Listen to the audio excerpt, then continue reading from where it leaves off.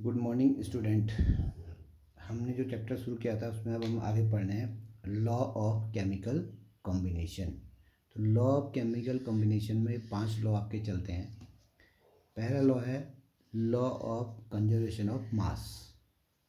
Second law इसमें आएगा law of definite proportion या इसको बोलेंगे कांस्टेंट कंपोजिशन। तीसरा आएगा लॉ ऑफ मल्टीपल प्रोपोर्शंस। चौथा आएगा गैलुसैक्स लॉ ऑफ कंबाइनिंग वॉल्यूम। और नंबर 5 आएगा एवोगैड्रो लॉ। तो इन 5 लॉ को हम बोलते हैं लॉ ऑफ केमिकल कॉम्बिनेशन। अभी जो इसमें पहला वाला हम लॉ पढ़ रहे हैं, आपका पहला हम पढ़ रहे हैं law of conservation of mass. ये हम पहला लॉ पढ़ रहे हैं। ये लॉ हमको दिया था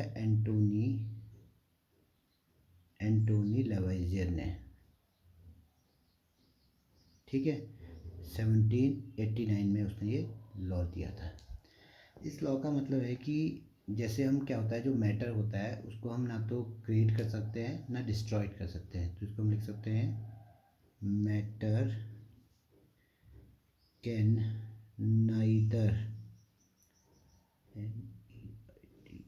neither be created nor destroyed,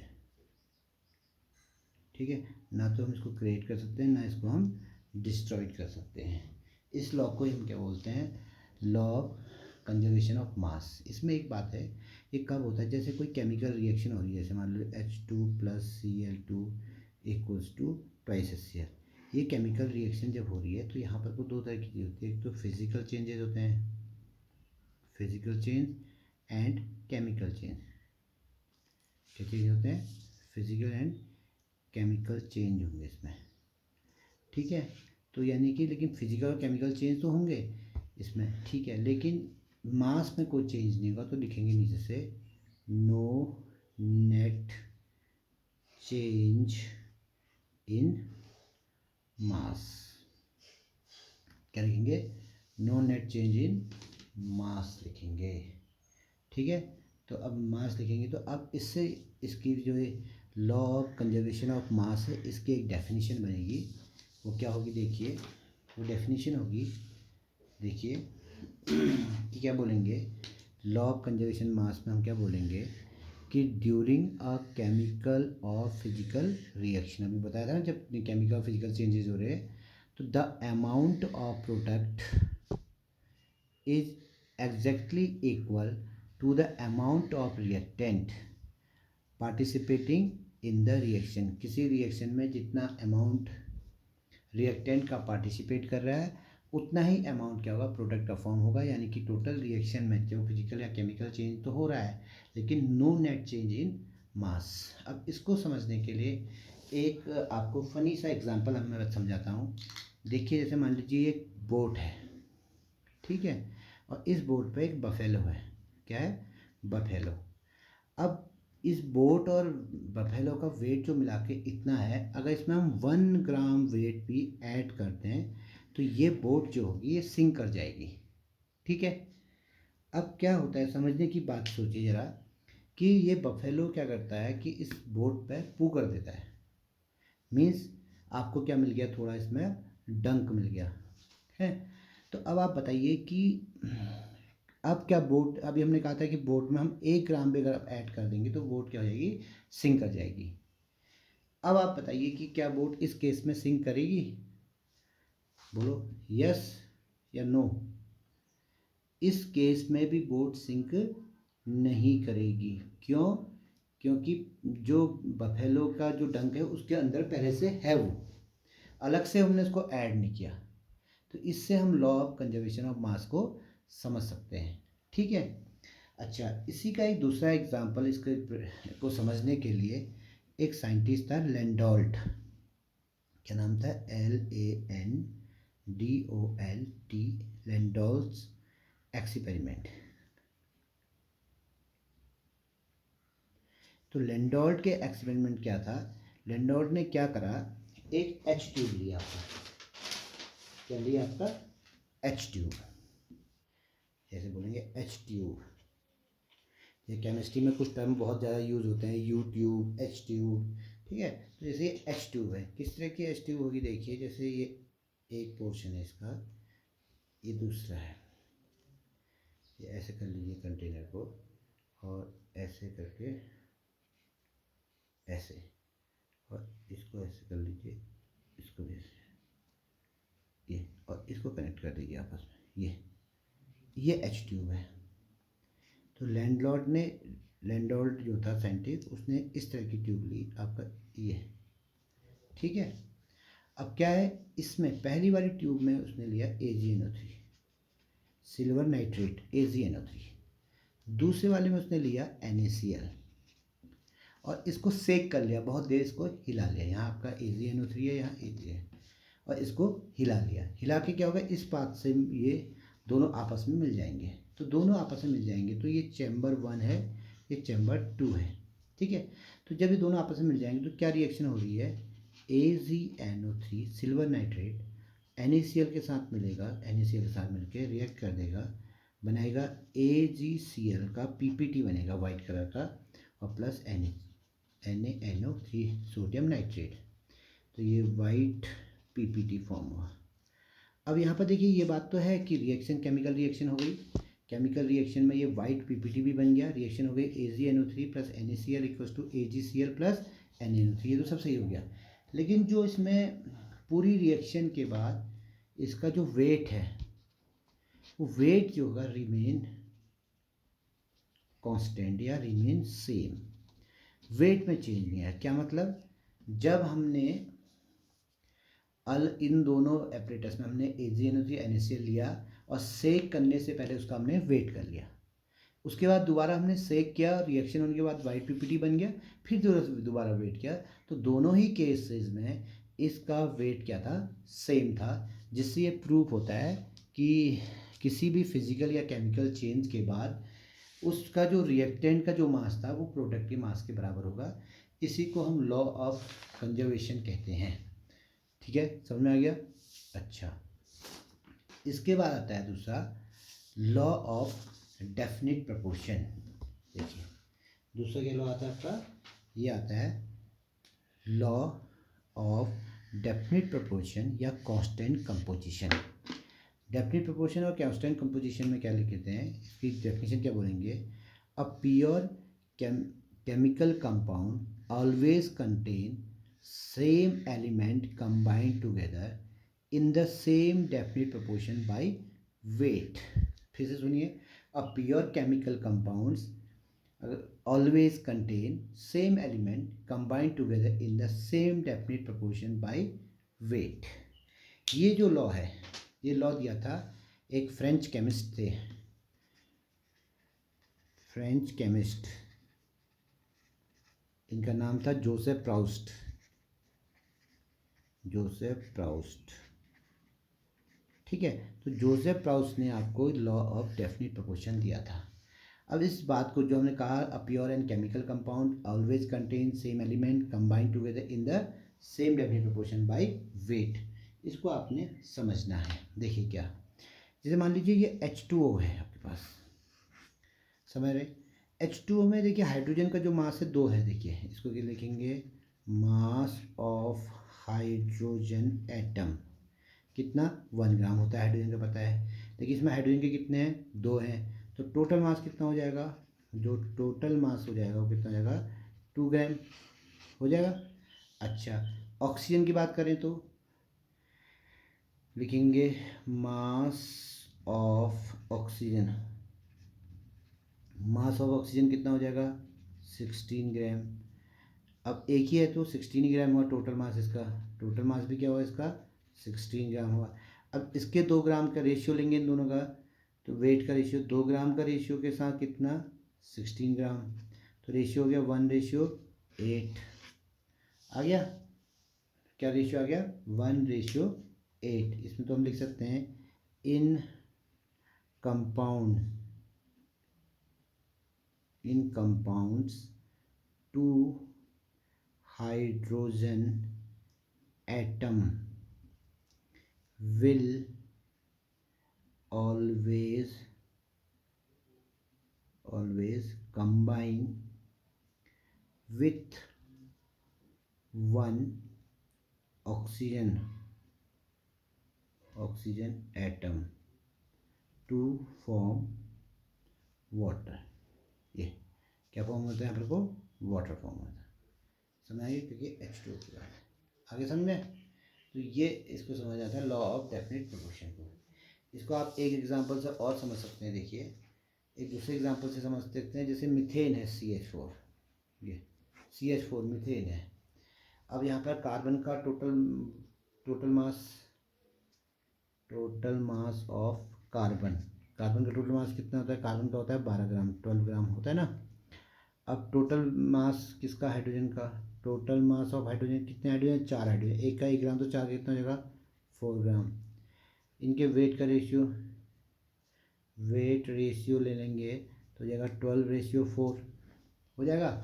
अब 12:4 को कैंसिल करेंगे तो ये आ जाएगा 3:1। तो इसका मतलब क्या है? लिख देंगे यहाँ पर को कि for every 3 gram of carbon, ठीक है, carbon 1 gram of hydrogen is required to form methane. CH4 बनाने के लिए, मीथेन फॉर्म करने के लिए, चाहे वो मीथेन किसी भी प्रोसेस से फॉर्म हुई हो, लेकिन मीथेन को फॉर्म करने के लिए यहाँ पर को क्या होगा? 3 ग्राम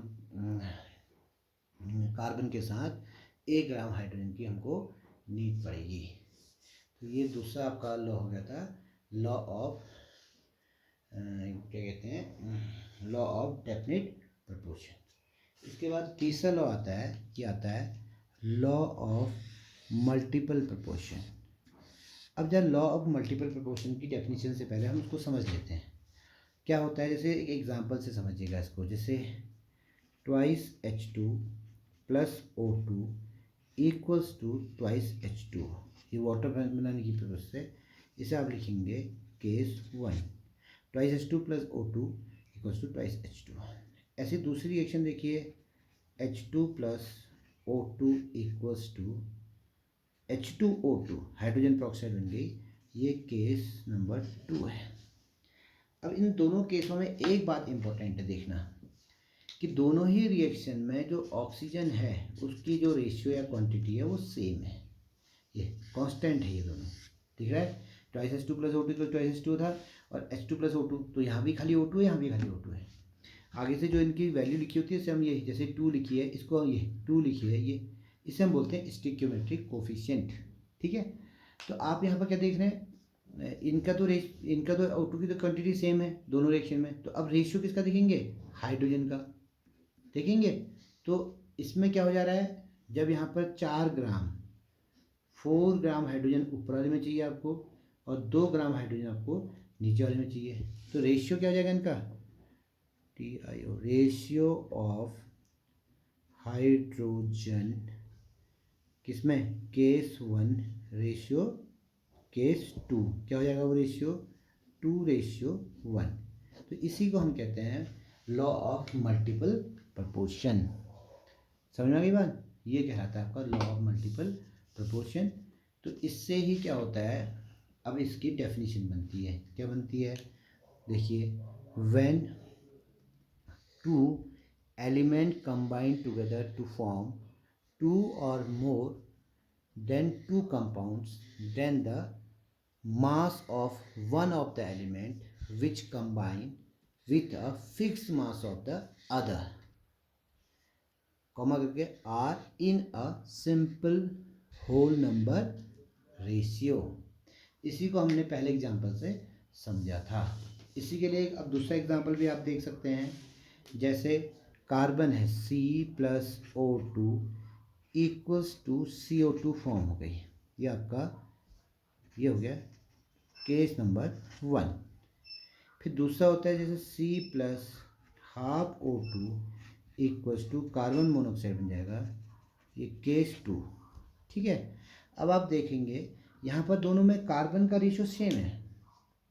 जो पहली रिएक्शन है और जो दूसरी रिएक्शन, दोनों में कार्बन सेम है। तो ये O2 के रेशियो में है ना। पहले वाले में O2 अगर 16 ग्राम है कितनी, तो यहाँ हो जाएगी 8 के। तो इनका रेशियो जो हो जाएगा RATIO, ratio of O2 case 1 ratio case 2, ये क्या हो जाएगा 16:8, यानी कि 2:1। ठीक है, तो ये कहलाया आपका लॉ ऑफ मल्टीपल प्रोपोर्शन। समझिए, लॉ ऑफ मल्टीपल प्रोपोर्शन के बाद अगला जो लॉ आता है, लॉ ऑफ मल्टीपल प्रोपोर्शन के बाद जो अगला लॉ आता है, एक बात और यहाँ पर को बताना था कि जो ये लॉ ऑफ मल्टीपल प्रोपोर्शन है, इसको प्रपोज किया था डाल्टन ने। किसने प्रपोज किया था? डाल्टन ने इन 1803 में। और इसके बाद आता है गैलुसैक लॉ। तो गैलुसैक लॉ ऑफ कंबाइनिंग वॉल्यूम, ये इसको समझना है। गैलुसैक लॉ ऑफ कंबाइनिंग वॉल्यूम को इससे आप समझ सकते हैं। देखिए बड़े ये है, अब जैसे नाम से ही लग रहा है, ये लॉ आपको दिया था गैलुसैक ने दिया था इन 1808 में। इसमें क्या होता है देखिए, ऐसा समझिए, जैसे ये समझिए H2 + Cl2 है, रिएक्शन हो गई, ट्वाइस HCl बन गया। तो गैलुसैक ने क्या कहा कि जैसे एक वॉल्यूम हाइड्रोजन का एक वॉल्यूम क्लोरीन के साथ मिलके 2 वॉल्यूम HCl के बना रहे हैं। क्या मतलब, जैसे इसको ऐसे लिख सकते हैं, ये H2 है, ये Cl2 है, तो इससे ट्वाइस HCl बने। एक इसके वॉल्यूम से इसका एक वॉल्यूम मिलेगा, तो ऐसे ये, तो ये 2 वॉल्यूम इसके फॉर्म करेंगे। ठीक है, ऐसे ही दूसरी रिएक्शन हो सकती है, जैसे N2 + thrice H2 = twice NH3, यानी कि N2 नाइट्रोजन के एक वॉल्यूम से हाइड्रोजन के 3 वॉल्यूम जब मिलेंगे तो 2 वॉल्यूम किसके बनेंगे? अमोनिया के बनेंगे। तो ये गैलुसैक का लॉ है, इसको हमने 2 एग्जांपल से समझा। अब गैलुसैक लॉ की आप डेफिनेशन समझ सकते हैं। तो गैलुसैक लॉ की डेफिनेशन क्या है? अंडर, ये देखिए, under similar conditions of temperature and pressure. Pressure और टेम्परेचर को कांस्टेंट रखना है, सिमिलर कंडीशन, क्योंकि प्रेशर और टेम्परेचर को चेंज करेंगे तो गैस की काफ़ी कंडीशंस चेंज हो जाती हैं। समझ रहे हैं आप? इसलिए under similar condition of temperature and pressure whenever gases react together, the volume of the reacting gas as well as the product be in simple whole number ratio. जो क्या है, रिएक्टेंट का वॉल्यूम है और जो प्रोडक्ट का volume है, उनके बीच में एक सिंपल रेशियो होगा, ये बोला था गैलुसैक ने। जैसे इसका रेशियो अगर देख लेंगे यहाँ पर तो ये हो जाएगा इस वाली रिएक्शन पे कि 1:1:2, तो एक सिंपल रेशियो हुआ है। तो ये गैलुसैक का कंबाइनिंग लॉ है, गैलुसैक्स और लॉ ऑफ कंबाइनिंग वॉल्यूम। इसी से मिलता जुलता क्या है, एवोगैड्रो का लॉ है। बस एवोगैड्रो के लॉ में और गैलुसैक के लॉ में क्या था, इसको ज़रा समझना है। एवोगैड्रो, जो गैलुसैक बोलता था, वो वॉल्यूम की बात करता था, जबकि ये नंबर ऑफ पार्टिकल की बात करते हैं। एवोगैड्रो लॉ किसकी बात करता है? नंबर ऑफ पार्टिकल्स की बात करता है। नंबर ऑफ पार्टिकल्स में अगर हम बात करें, किसकी बात हो जाएगी? एटम और मॉलिक्यूल। ठीक है, अब इसको जैसे समझिए अच्छे से। देखिए, जैसे ये है N2 + thrice H2 = twice NH3, ये है। ठीक है, अब गैलुसैक के हिसाब से क्या है, एक वॉल्यूम इसका, 3 वॉल्यूम इसके, 2 वॉल्यूम इसके बने। किसके हिसाब से? गैलुसैक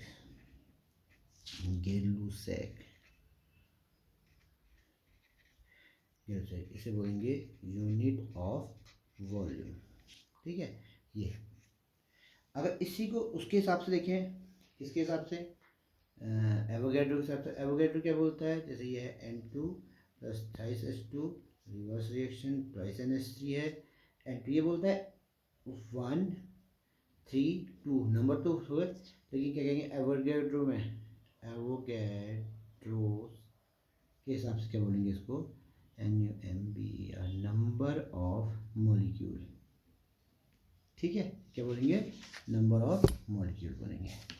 ऐसे ही उसके लिए देख लीजिए, किसके लिए? जैसे ये है H2 + Cl2 = ट्वाइस HCl बना, तो H2 + Cl2 = ट्वाइस HCl बन। रिएक्शन दूसरी है एक नंबर ऑफ मॉलिक्यूल्स एक number of molecules equal 2 number of molecules. तो एवोगैड्रो के हिसाब से नंबर ऑफ मॉलिक्यूल्स का रेशियो भी सेम रहेगा, समझिए। तो इसी को कहते हैं हम, लास्ट में अगर इसको बोलें क्या बोलेंगे, अंडर सिमिलर कंडीशन। देखिए, under similar condition of temperature and pressure equal volume of all gases contain equal number of molecules.